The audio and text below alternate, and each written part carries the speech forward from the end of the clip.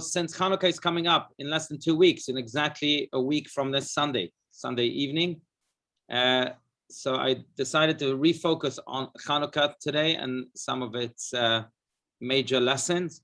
I think that Chanukah is one of the most beautiful and certainly one of the most celebrated Jewish holidays. And there's a reason for that. Maybe because it embodies, before we even begin to look at the references, maybe because it embodies the message of Judaism. And that is that we ought to be a light unto the world, a light unto the nations, as the prophet says. And it is indeed incumbent upon everyone, whether we feel like it or don't feel like it, whether we think that we have influence or we don't think we have influence, regardless of the excuses we may come up with, it's incumbent upon everyone to spread their light in whichever situation they find themselves. Maybe I think that's why, essentially, or maybe at least subconsciously, maybe that's why Chanukah is really one of the most celebrated holidays. But speaking of Chanukah, let's go directly to the reference sheets and study a little more in depth about the miracles of Chanukah and at the same time, the lessons we can learn from this beautiful holiday. Okay, here we go. So by the way, you should have received these reference sheets again from Janet. Thank you, Janet, for spearheading this class as always and sending those sheets to everyone.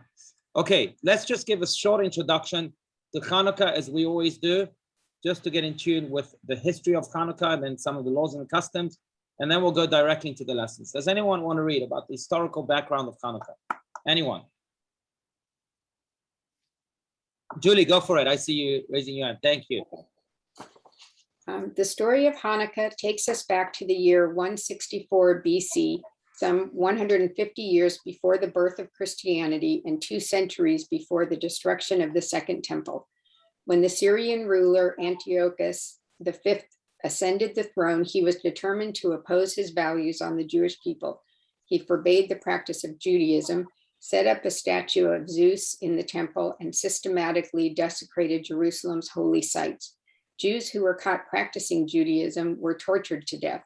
This was tyranny on a grand scale. Sadly, he was helped in this endeavor by 2 Jewish high priests, Jason and Menelaus, who assisted him in turning the temple into a Greek house of worship. To put it into historical perspective, had Antiochus succeeded, Judaism would have died. Its daughter religions, Christianity and Islam, would have never come to be. A small group of Jews, led by the elderly priest Mattiyahu and his sons, rose in revolt. They fought a brilliant campaign, and within 3 years, they had recaptured Jerusalem, removed sacrilegious objects from the temple, and restored Jewish autonomy. It was, as we say in the Hanukkah prayers, a victory for the weak against the strong and the few against the many. Religious liberty was established and the temple was rededicated. Right. Okay, so that's the story of Hanukkah as we know it. It puts this in perspective also. But I do want to point out that the Greeks were a different type of enemy. Usually we had enemies that wanted to obliterate us, like the Romans who wanted to really murder us, or the Nazis who wanted to gas us all and execute the final solution. The Greeks weren't like that. The Greeks didn't mind if we lived. They were for life, but they did not want us to live according to Judaism. They wanted to eradicate Judaism from us. So as long as we agreed to live based on their culture, based on their customs and behaviors, they were okay with it. But if we practiced any type of Judaism, mainly the main pillars of Judaism, then of course they would then murder us. So it's a different type. I would say that the Greeks wanted our soul. The rest wanted both our soul and our body. And by the way, many Jews succumbed. Yep. Many Jews did assimilate. Mm-hmm. And most of the Jews, according to history, assimilated, and they were called Hellenists. Mm-hmm. But some Jews, like the Maccabees, remained strong and fought for their religious liberty. Who's raising the hand? I see someone raising the hand. It's me. Finally, I've got a class in. It's Inka. Oh, hi, Inka. How are you? Baruch Hashem, and you? Baruch Hashem. Good. So I want to get 2 opinions on these thoughts that I just had. One just came as you were speaking. If Antiochus was successful in transforming us or making us give up our Judaism, in a sense, he would have obliterated us, correct? Right. Yes. Okay, Yeah. the other thought that came about, because I've had other group discussions about Hanukkah, so I had an epiphany, and it occurred to me we actually had 3 destruction of temples by Hanukkah being desecrated, the temple desecrated, and we're not allowed to pray in it. That was a kind of destruction, was it not? In a way, yes, you're right. You're right. It was on a collective level, but many individuals and many also individual communities remain, like the Maccabees, remain loyal to their Judaism. No, I'm not talking about. And as we can see in our own time, how many Jews are also Hellenistic. Yes, I don't know if it's comparable. Yeah. So, but what Yeah. I'm talking about is that because they defamed the trend, they made it unholy. It's as if they not only desecrated it, almost as like this destruction of the temple, but because of the Maccabees, we were able to re-establish it. Right. So right. it was to me, it made me think it's 3 temple destructions. It could be. It could be. I see where you're coming from. I don't know. I have to ponder. I have to think about that. Okay, let me know what you think. No, all right.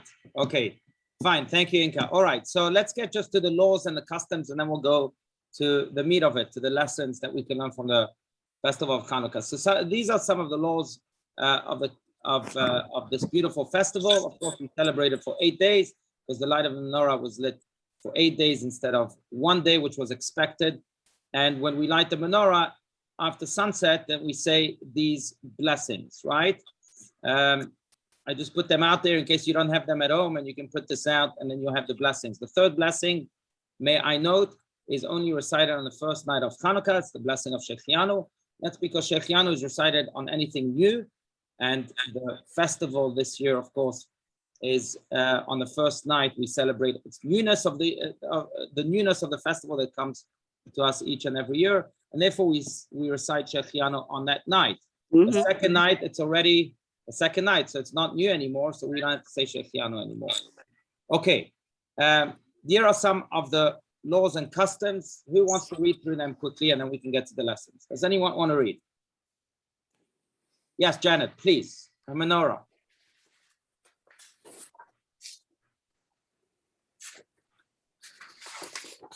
One second, Janet, you're on mute. I'm gonna ask you to unmute. Oh, I gotta wake up too. Okay, so do you Oops, my bad. Unmute yourself again. did you mute me? Yeah, I muted all. Okay. I wanted to. Okay, at least it's on you. I'm going nuts already. So Go for it. Go. Okay. Go. So we can hear you. Yeah. Some laws and customs. At the heart of the festival is the nightly menorah lighting. The menorah Right. holds. Skip through that. Let's go to Okay, page that's number what 2. I wanted to know. So Page number 2. Yeah. okay, so we recite the special Hallel. You want me to go there as well? Yes, you can go there. Yeah. We Okay. recite the special Hallel. We recite the special Hallel prayer daily and add the prayer of V'al Hasnim in our daily prayers and in the grace after meals to offer praise and thanksgiving to God for delivering the strong into the hands of the weak, the many into the hands of the few, the wicked into the hands of the righteous. Right. Okay. Right. So that's the Ve'al Hanissim prayer. And that's really a prayer of thankfulness, which, by the way, fits perfectly this year. Yes. Because Thanksgiving falls next weekend, as we know, and that's a prelude to Chanukah, which, again, gratitude is one of its dominant themes. Okay. It's another Chanukah. Remember a couple of years ago, it actually That's did come right. out on Thanksgiving. Yes. So it's Chanukah again. Yes. Rabbi, I have a question. It's Hannah. Yes. You know, growing up in Israel, we always used to say Chanukiah, which means Chanukah, Chanukiah. Right. Is there like menorah to me is the one that is with the 7 branches? Right. You're right. So what? Right. So, You're right. There's no distinction in a modern day and age, but you're right. If we were to be exact, then menorah is what they had in the temple, and that's the 7-branch candelabra. And Chanukiah, like you just said, is the 8-branch candelabra. But I know people, change or interchange the two. It's fine. What do you call it, Rabbi? Chanukiah, if we want to be exact, but some people don't understand that word, so we go to menorah. I think that's a great point, Hannah. Thank you. Okay, Janet, let's continue. I want to go through these customs quickly. Yes. Okay, we recite this Oh, and I already did that. Since the Yeah. Hanukkah, I'm going backwards. Since the Hanukkah miracle involved oil, it is customary to eat foods fried in oil. The Eastern Europe classic is potato latke, garnished with applesauce or sour cream. And the reigning Israeli favorite is jelly-filled, I don't know how to pronounce that. What is the donut? What is that? Sufganiya or sufganiyot in plural, which is the donuts. Right, donut, right. I just call it a donut. Right.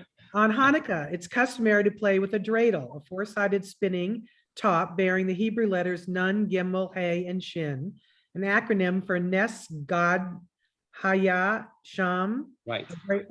A great miracle happened there. The game is usually played for a pot of coins, nuts, or other stuff, which is won or lost based on which letter the dreidel lands up when it's spun. Right. By the way, in Israel, just to note, there's one letter that is different in those four corners of the dreidel, and that's the letter Shin. The letter Shin you won't find in the dreidels of Israel. You'll find the letter Pei, and that's because they over there in Israel say Nes Gadol, not Haya Sham. Shin standing for Sham, which means there, but Nes Gadol Haya Po, which means a great miracle happened here, because the miracle of Chanukah, of course, happened in Israel. So they changed the Shin into a Pei. That's why you'll find some dreidels that come from Israel with a Pei. Actually, sorry, most dreidels come from China. They made in China, but those that represent at least the miracle that occurred in Israel have the letter Pei. Okay, let's continue on. One more. Okay. In today's consumer-driven society, people tend to place great importance on giving Hanukkah gifts. However, the tradition is actually to give Hanukkah gelt, gifts of money, to children. In addition to rewarding positive behavior and devotion to Torah study, the cash gifts give the children the opportunity to give tzedakah. This has also spawned in the phenomenon of foil-covered chocolate gelt. Right. Now, the tradition to give Hanukkah gifts, it's very, I remember researching this one day, it's very questionable whether it's a Jewish tradition or not. As mentioned here, the tradition really is to give tzedakah, or to give money that is then given to tzedakah, or at least 10% of it is given to tzedakah. The money is there to reward our children. Chanukah is a miracle that focused on children. It was a miracle to save the Jewish future and thereby to save the children. And therefore we focus a lot on children and to encourage them to continue to study and to continue to adhere to the Torah that the Maccabees fought for. We reward them with money. Now, some say that's the same reason we give them gifts.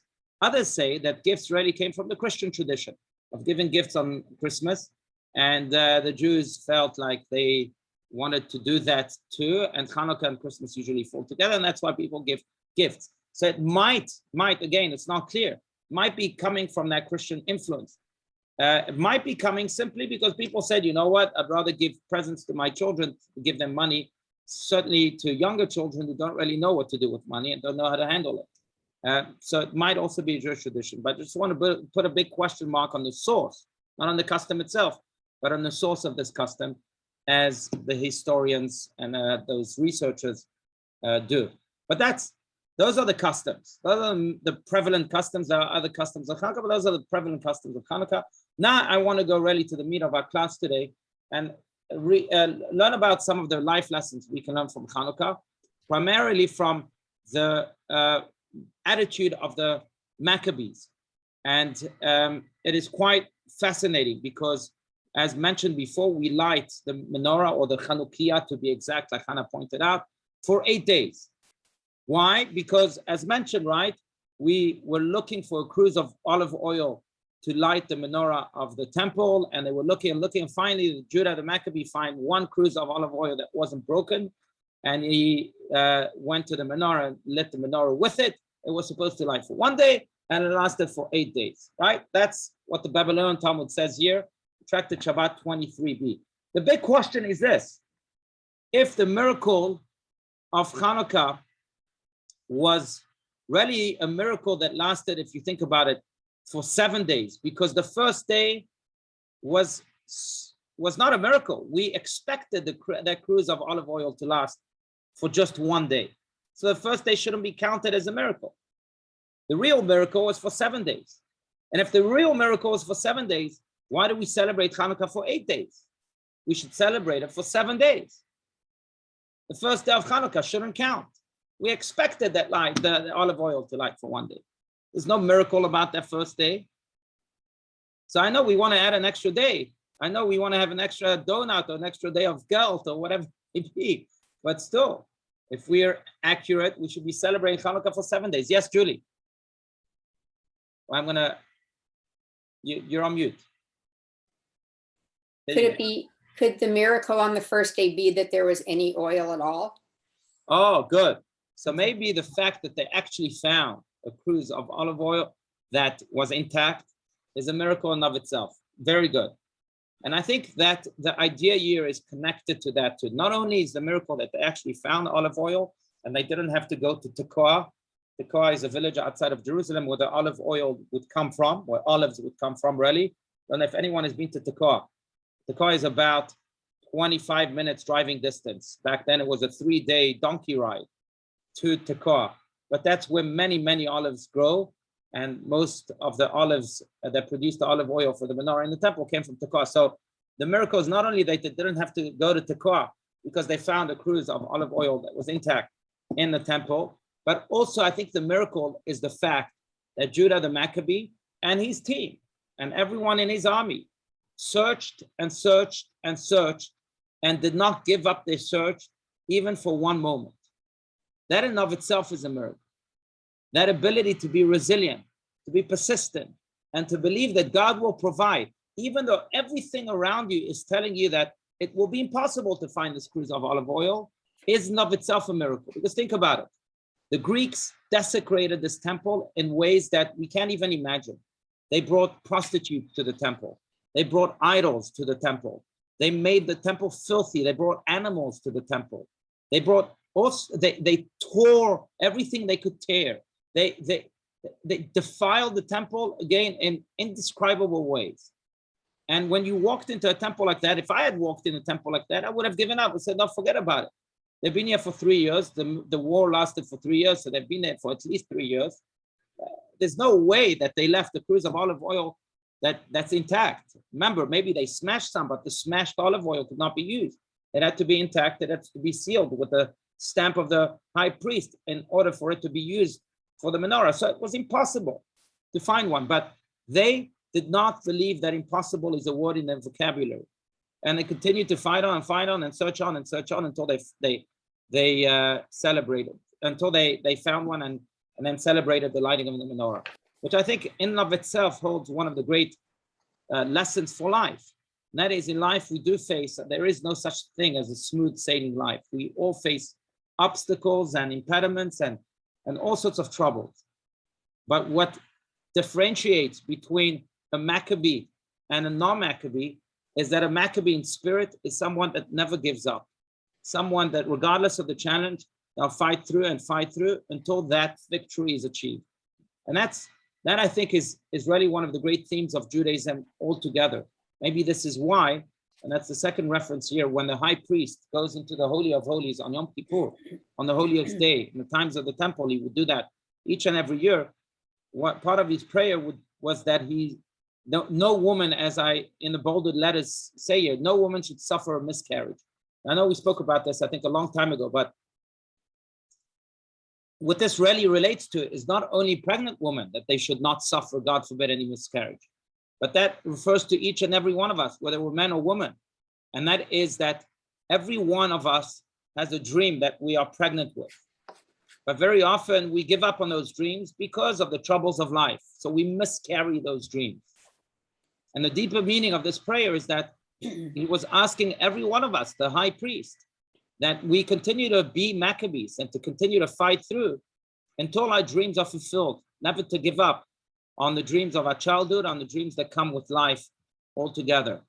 I mean, it's a question I like asking, not to torture people, but just to maybe ignite some sparks in people. But it's a question I like asking, especially young people. And I ask them, what are your dreams of life? And I ask them sometimes also, what were your dreams when you were 6 years old, when you were 10 years old? What were your dreams then? And And then the follow-up question is, well, where are you holding right now with these dreams? It's quite fascinating that many people, most people, I would say, unfortunately, have given up on the dreams that they've had in their childhood. Why? Now, I understand the dream to be a fireman and the dream to be a policeman maybe is not a dream, can be categorized as a dream. When you're 5 years old, what do you know about life? But the dream, for example, to achieve great things or to change the world, each person in their own way, that's a dream that's achievable. Why do we give up on that so quickly? And that's the prayer of the high priest. And that's what the Maccabees really personified. We can't give up on those dreams regardless of the obstacles that we face. And this, and I want to open this up soon, but this is also something that Rabbi Akiva, 2,000 years ago, who lived during the Roman persecution, about 170 years after the Maccabees. He lived during the Roman persecution in which they did want to murder each and every one of us, not just obliterate Judaism, but also obliterate Jews. And he persevered and persevered and persevered. And he went and he studied Torah and became one of the great sages who really almost single-handedly saved Judaism in his time. But how did it all begin? He really recognized that this passage of his life began because of a scene that he saw as he was shepherding his sheep in the mountains. He saw a rock with a hole carved into it. And then he inquired who shaped the rock. And he was told, I'm just reading from here, that it was caused by the slow but constant dripping of water on top of it. He saw a hole in the rock, right by the point where the water was dripping on it.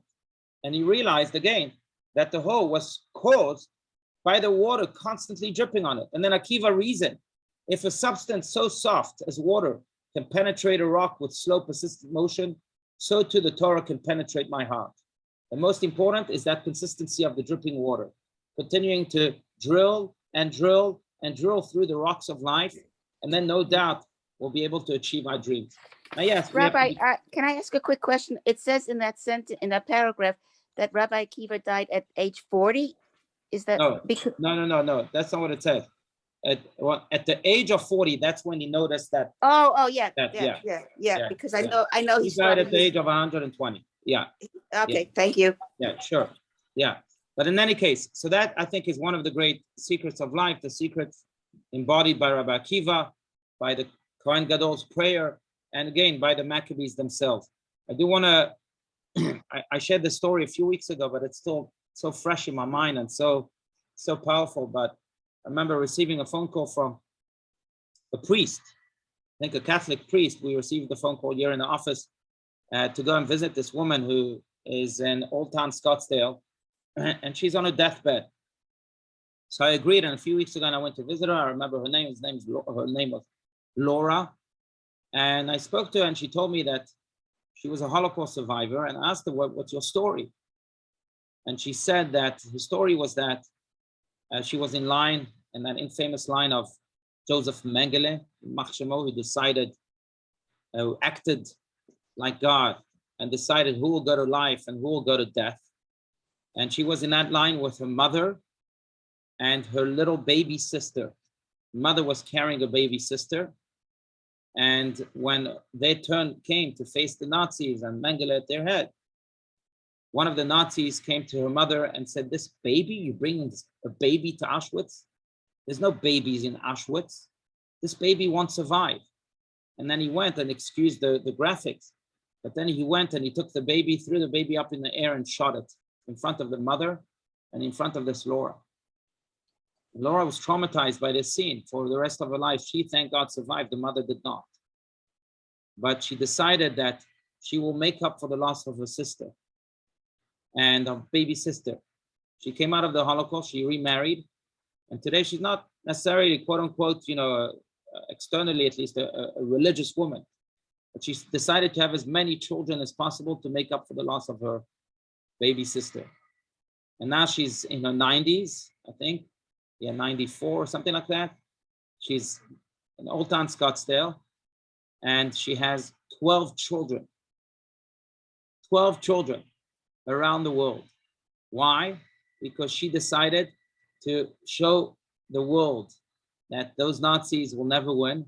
And for that one little baby that was so brutally murdered, she will make up for it 12 times more. And she persisted and persisted and persisted. And today, Baruch Hashem, we can no doubt, and proudly say that life prevailed, life and light prevailed. And that was really what the Maccabees showed every one of us, that we have to be persistent. Everyone faces challenges, some small, some big, but we can't allow those challenges to overcome us. We have to persist and persist and persist. And that's why, again, we celebrate Chanukah for 8 days, because that first day is perhaps the most important day. It is the day that shows the secret of life, the secret of resilience. Okay, that's lesson number 1. Let's go to lesson number 2, and I want to speak a little bit about that dreidel that we spoke about before, but maybe before we go to lesson number 2, are there any questions or comments? No? Okay, so we'll continue here with the dreidel. Does anyone want to read? The Lottery of Life. I'll read. Thank you, Mindy. Go for it. The dreidel, known in Hebrew as a, what is it? Sevivon. Sevivan, dates back to the time of the Greek-Syrian rule over the Holy Land, which set off the Maccabean revolt that accumulated in the Hanukkah miracle. Learning Torah was outlawed by the enemy, a crime punishable by death. The Jewish children resorted to hiding in caves in order to study. If a Greek patrol would approach, the children would pull out their tops and pretend to be playing a game.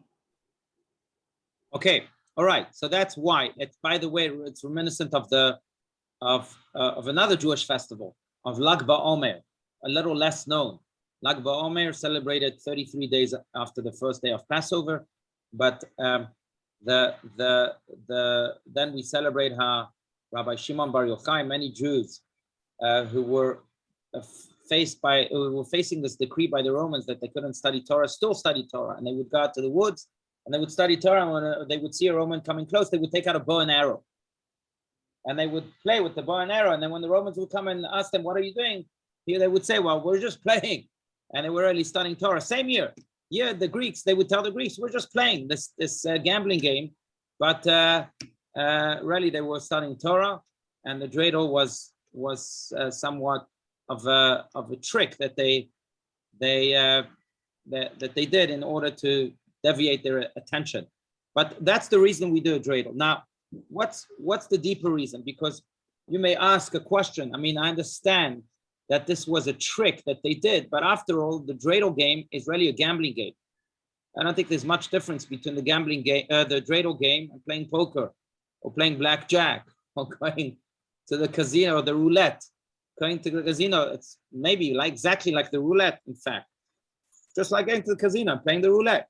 You're spinning the dreidel, and if it falls on a hay, or if it falls on a shin, or if it falls on a gimel, then you might or might not win the money that's on the table, or whatever else you may use that's on the table. So why teach our children to gamble? I mean, pick another custom of Chanukah. Why highlight this custom of Chanukah? Really, are we teaching our children to gamble here? What's the story? Why the dreidel altogether? Yes, Julie. You're on mute again. It symbolizes our persistence in learning, that we were able to use it as a shield. Right. Sort. Okay, fine. So it focuses. So if we can explain this to our children, that really it's to remind us that really they were persistent in learning, like you said, then maybe it's a good thing. But still, so maybe just speak about it. Don't teach children how to dreidel. Fine. Yes, Mindy. Rabbi, could it be the word Sibivon in Hebrew means to turn around? Right. We're turning around and around and we're still studying. Okay, fine. So again, teach about it. Why teach children how to gamble? But we're not teaching, well, I don't know. Yes, Mindy. Teaching them how to make money. How is that? Okay, yeah. I have a different comment. This reminded me of the Ion Institute, the Bullet Factory. Yeah. And how, I hope everyone's been to it, but it's an amazing place, and how they thought of getting around the British by having a laundry above while they were preparing bullets underneath. So the story just is so clever. It reminded me of how clever the Ion Institute is. That's right. Very good. Very good. It's true. But again, focuses, not on gambling. All right, fine. So the answer, I mean, there are many answers to this, but the answer is because it teaches our children that not everything in life can be planned. The famous quote, I think we've quoted before, it's one of my favorites, that there are two types of people that fail in life. Those who do not have a plan and those who are obsessed with their plan. Why? Because if you're obsessed with your plan, you won't know what to do with that which comes unexpectedly. You'd be so stuck with your plan and your plan won't go through. Take traffic, for example, which thank God we have more and more of in Phoenix because so many people are moving to town. So you're late to a meeting. Did you plan to be late to a meeting? No. But now you're so obsessed with being on time and you can't get over the fact that you'll be late, that you're going to fall into some type of depression or you're just going to get so frustrated. So if you're obsessed with your plan, you also fail because those emotions will get the better of you. So what's the ideal way to live? Not to not have any plans at all. Again, that's type number one of people who fail. To have plans, but to also be open to that which comes in the most unplanned way, to the unexpected, to God's surprises for you. And that's really what the game of the Dreidel is. What we are teaching our children is not to gamble, but we're teaching our children is that in life, things come as a surprise, like the hay that will come as a surprise that will fall, this Dreidel will fall on, or like the shin that fell on, like the gimel. Things can't always be planned. And we have to not celebrate those surprises of life. Because in those surprises of life, there's God's message. There's God's blessing. It's God's way of telling us, I still exist. I'm still guiding your life. And I'm guiding it with love and with blessings. And this is what Rabbi Shlomo Zalman of Liadi, one of the great Hasidic masters and Kabbalists, teaches so powerfully. Does anyone want to read his words here? There are many goals and opportunities in life. Does anyone want to read this? Please, Julie, go for it. There are many goals and opportunities in life we can and must access by preparing for them, by wanting them, working for them, fighting for them, and laboring to achieve them. But then there are opportunities that we can never access through your consciousness, by your aspirations and dreams. In fact, the only way you can prepare for them is by losing your consciousness. Only because your ego and limited scope of life did not interfere did you create the space that allowed these transcendent opportunities to enter your life. Right. But if you're stuck with your ego and stuck with your plans, then you won't be able to really open yourself up to these, as he calls it, transcendent opportunities to enter your life.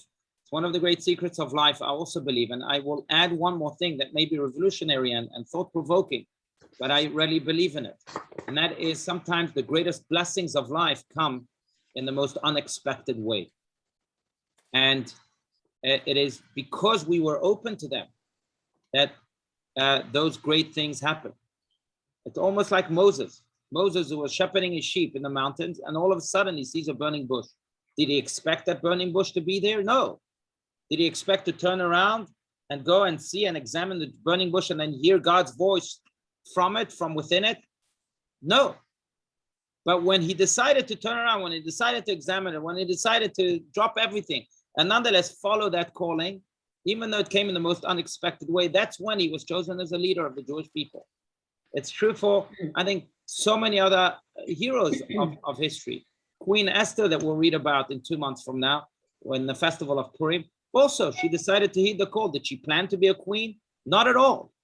Her uncle begged her to be the queen to save the Jewish people.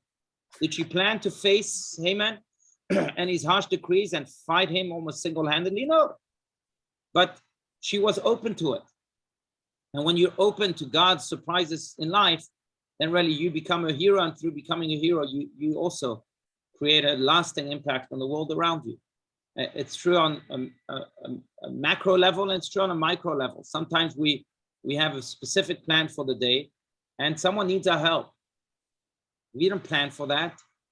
By going and helping that person, a day takes upon itself a whole different dimension, a more maybe divine dimension. And that again is the game of the Dreidel and its lesson. That sometimes in life we have to plan for the surprises of God, for hay, for gimel, for pay, or for a nun. Doesn't matter, but we have to be open to them. And then again, these transcendent opportunities will elevate our lives multifold. So that's lesson number 2. Then I want to go to lesson number 3 again, unless there are any questions, comments. No?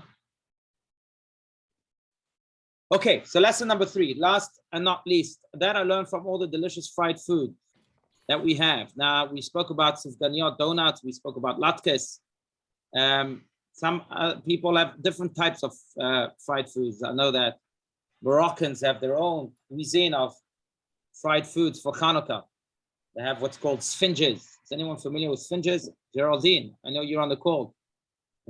Jackie makes, Rabbi Jackie Gideon was on the call. She makes the, Oh, Jackie. Yeah. There you guys see Jackie. Jackie to That's right. Sabrilam. That she makes what, sphinges? Yeah, the best in the world. There you go, sphinge. By the way, I know people on Chanukah, they love to multiply the amount of French fries that they eat. Because French fries are also fried. So again, anything that reminds you of the oil miracle, of the olive oil miracle, is welcome. Onion rings. Watch Gotta maybe have onion rings, lots of onion rings. onion rings. That's fried also. That's great. I would consult though if anyone is thinking of multiplying their fried food. Yeah, exactly. Consult with a dietitian, with your doctor first. But onion rings they're my killer. They kill me. All right. But okay, but still, there's a reason why we focus so much on oil on Chanukah, not just because the miracle of the menorah was with olive oil, but there's also a deeper reason, as it is in all cases. Let's first read about these oily foods, and then we'll go deeper. We'll explain why oil takes such a dominant part of the Chanukah celebration. Does anyone want to read? Oil played a significant role. Anyone? Please, Mindy, go for it. Oh, Janet, one of you. Oil played a significant role in the Hanukkah story. The small jug of oil that miraculously provided fuel for the temple menorah for 8 days. It is a Jewish tradition to eat foods that reflect the significance of a holiday, such as matzah on Passover and apple dipped in honey on Rosh Hashanah. And Hanukkah is no exception. For at least the last 1,000 years, Jews have traditionally eaten oily foods on Hanukkah. Right. Okay. So that's why. Now, there's a deeper reason. And the Kabbalists explain that there's something special in oil. And scientists proved, of course, and as we all know, that doesn't exist in any other liquid. Any other liquid can mix itself, or most other liquids can mix themselves with other liquids that are not like them. There is one exception, and that's oil. Right? If you try to mix oil with water, mix oil with soda, mix oil with vinegar, mix oil with whatever other liquid, it won't mix. What will happen to the oil? Anyone? Will it go above or below? Above, right. We'll go above the rest of the liquid. Same here. The miracle of Chanukah and the fact that we are focusing so much on the facet of the olive oil that it shares is to remind us also that we forever have to take the high road. We have to remain above. We can't allow the troubles of life to conquer us. We have to conquer them. We can't assimilate into a life of despair, but rather we have to be the victors of life and guide life to the destinations that we want to. That's what the oil reminds us of in Chanukah. By the way, it's exactly what the Maccabees did. And how do we do that? What's the secret for being oils in our own right? I think we can learn this from Joseph, who, by the way, takes center stage now in the portions coming up, in next week's portion, following portion, following until the end of the book of Bereshit. We'll be reading about Joseph. But Joseph has a unique view on life altogether, an oil view on life, I would call it. What's his oil view on life? Wherever he went, whether he was in a pit, thrown by his brothers who hated him, whether he was sold to slavery, whether it was an Egyptian dungeon for an unlimited amount of time, accused of rape, he never stopped smiling. He never stopped believing that he was the ambassador of God to that place, whether it was a pit or whether it was, again, a dungeon. That explains why, you know, if you're familiar with the biblical story of Joseph, right? So he was thrown into a dungeon, accused of rape, course, he was completely innocent. And there in prison, he sees two people that look sad. And Joseph turns to them and he says to them, why your face is so sad today? Now, my question is on Joseph, not on those two people, because those two people looked sad. But guess what? In jail, everyone looks sad. I visited many prisons. I haven't found a smiling face in prison. Maybe by the warden, or no, by the officers, not by the inmates. You're in jail. So what is Joseph thinking? Those people, of course, will be sad. They're not eating sushi at a bar mitzvah. So what is he thinking? But Joseph understood that wherever he was, it was his task, his mission to uplift broken spirits, to bring a smile to people's face. And therefore, when he saw people sad, he said to them, sorry, I know you're in prison, but you should smile. And he was charged by that mission, by that divine mission. And wherever he went, he saw himself as sent. As he told his brothers much later on, you think you sold me to slavery? No, I was sent here. I'm sent here, and I'm sent to every moment of life to fulfill the divine mission. That's how we can be oils. Regardless of where we are sent. I want to share with you, in conclusion, just the story. It's a story that really touched my heart. And I'm going to share it. I have to stop share and reshare. But this is a story of a man who passed away just a few weeks ago. His name was Avram Yakubovich. And Avram Yakubovich was a Holocaust survivor who died, I think, at the age of 101 or 102. And he faced trouble after trouble in the Holocaust. He tried to escape multiple times. Unfortunately, he was caught 4 times altogether. He was on a death march, and he nonetheless survived just because he decided to step out and run away. He had an unbelievable story, but I'm not going to go through the whole story of Avram Yakubovich, but I will tell you that he has a book that is a must read. Maybe our book club should read it. And it's called The Happiest Man on Earth. Happiest Man on Earth. And he speaks of how he came out of the Holocaust a broken man, completely broken. And he was full of hatred towards the Germans, and even hatred towards himself. And then he had this epiphany, and he realized that he's the only one who's the master of his destiny. And he decided to get rid of his hatred and rather to focus on happiness by creating happiness. And by creating happiness first by doing small deeds, then by getting married, having children, devoting himself to his children, devoting himself to making people smile. And he did that until the last day of his life. He has a great TED Talk that you can also research. It's a TED Talk that is also worth watching. But I want to show you a 2-minute interview, maybe to conclude the story, that shares the message of how to be Josephs, how to be oils in our own right. And even though we have liquids that may threaten to drown us, we have to know that we are oils, and by creating happiness and by giving and by always being filled with positivity and love, we can overcome anything and everything. So his name is Eddie Yaku, Avram Yakubovich, but he changed his name to Eddie Yaku. This is really a 2-minute.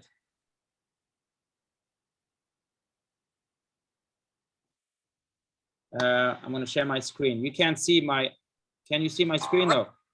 Now. No, okay, so No, I'm going you to stop still share. have there. Stop share and then reshare. I will conclude with this. Yeah, reshare. There we go. Oh, okay. See it now? Yes. Fantastic. All right. 20% off custom crafted dentures. Book today at aspendental.com. All right, here we go. Crystal, 5 o'clock in the morning, 10 of the Nazis broke in the door of our house. What they have done to me, I don't have. I was shocked. This was professional men. They are 30s, 40s, 50s. Why doing this to me?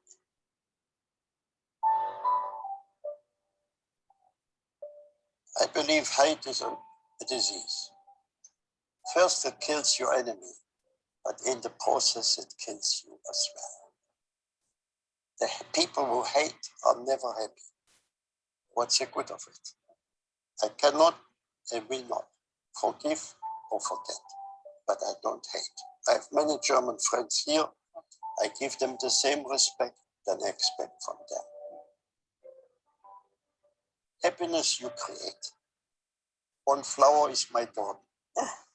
One good friend is my world. And I am happy if I can make a miserable person happy. That is my duty. Humans, we have to teach that humans have to behave like humans.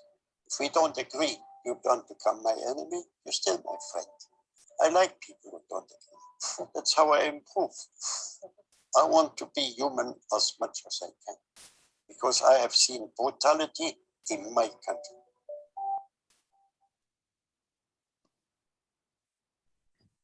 Interesting. Anyhow, this was Eddie Yaku again. I encourage everyone to look his name up. May the lessons that he just shared be translated into action by each and every one of us, if only in his loving memory. He passed away, as mentioned, just a few weeks ago.